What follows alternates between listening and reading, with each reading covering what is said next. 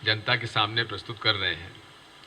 रायतू भरोसा के अंतर्गत ये भी बात मैं कहना चाहता हूँ कि किसानों को वो 5,000 रबी और 5,000 खरीफ में पर एकड़ दे रहे हैं, लेकिन ये भूल जाते हैं कि अधिकांश किसान खेती नहीं करते हैं।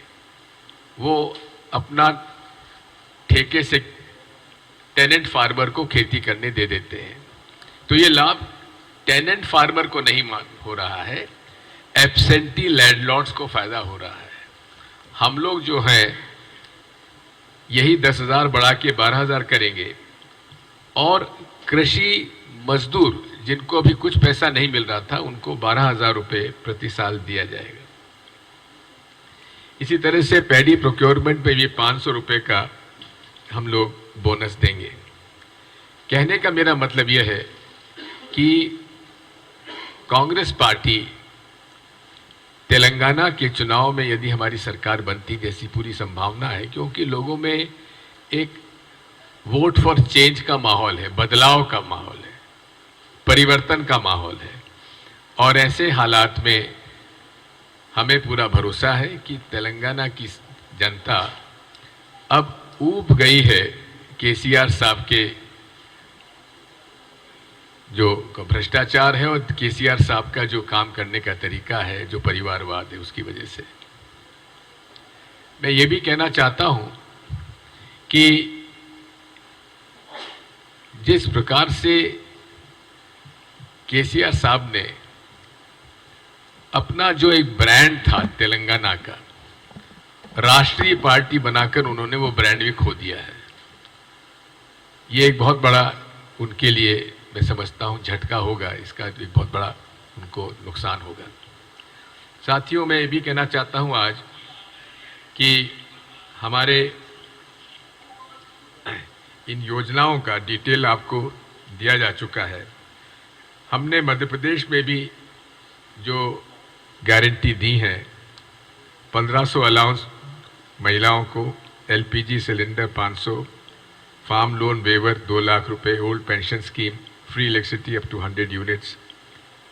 इस तरह से हमने अनेक योजनाएं मध्य प्रदेश, छत्तीसगढ़ में भी दी हैं और राजस्थान में भी दी है। राजस्थान में सबसे बड़ी योजना, प्रॉमिसिंग योजना और काफ़ी लोकप्रिय योजना रही है गारंटी ऑफ 25 लाख रुपीस का तक की बीमारी का खर्चा राज्य सरकार राजस्थान उठाती है, तो उसको हम लोग अडॉप्ट कर रहे हैं।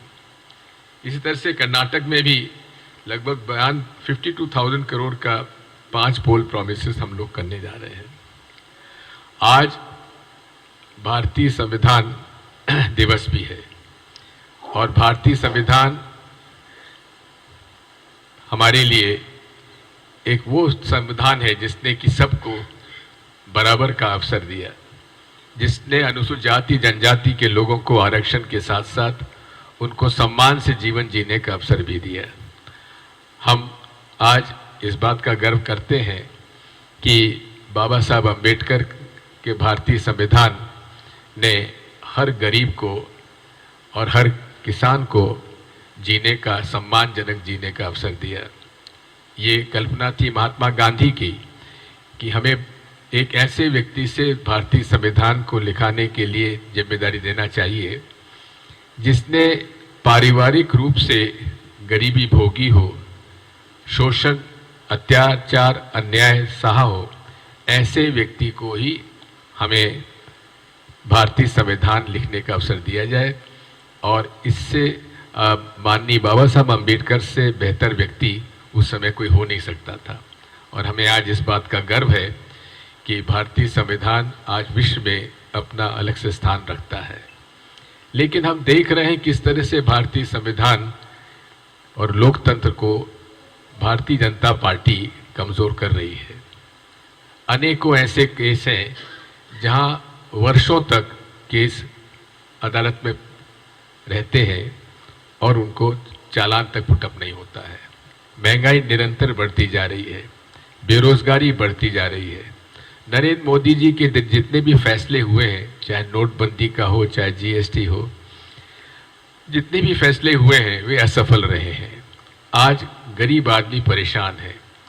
ये महंगाई के कारण पूरे देश में आज छोटा और मध्यम परिवार पूरे तरीके से महंगाई से त्रस्त है, बेरोजगारी बढ़ती जा रही है।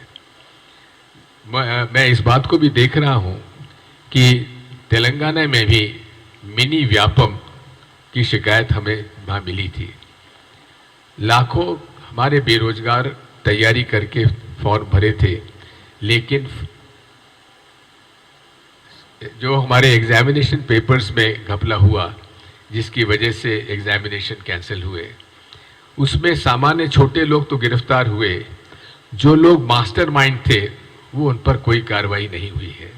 ये अपने आप में बेरोजगारी समस्या के साथ एक खिलवाड़ था जिसकी हम भर्त्सना करते हैं।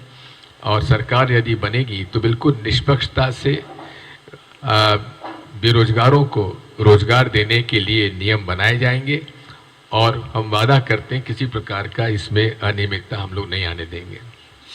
साथियों, आज हम लोग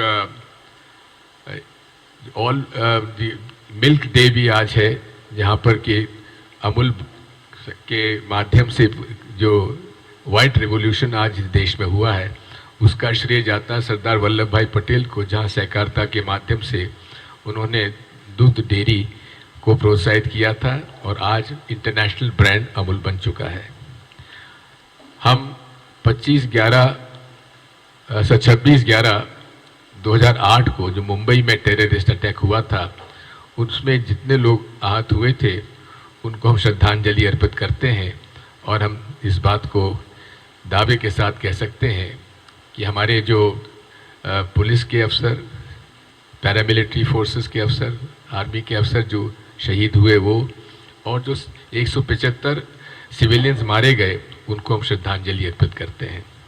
साथियों, यदि आपके पास कोई प्रश्न हो तो मैं उत्तर देने के लिए तैयार हूँ।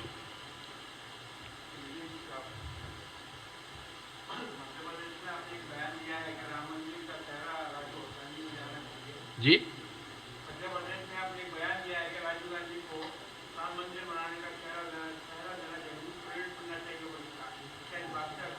देखिए, बात यह है, भगवान राम सबके प्रिय है और राम मंदिर कोई पॉलिटिकल एजेंडा नहीं है। इसमें मैं ज़्यादा कुछ नहीं कह सकता, इतना ही कह सकता हूं कि जिस प्रकार से भारतीय जनता पार्टी धर्म का उपयोग एक राजनीतिक हथियार के रूप में करती है, वो कानून उसे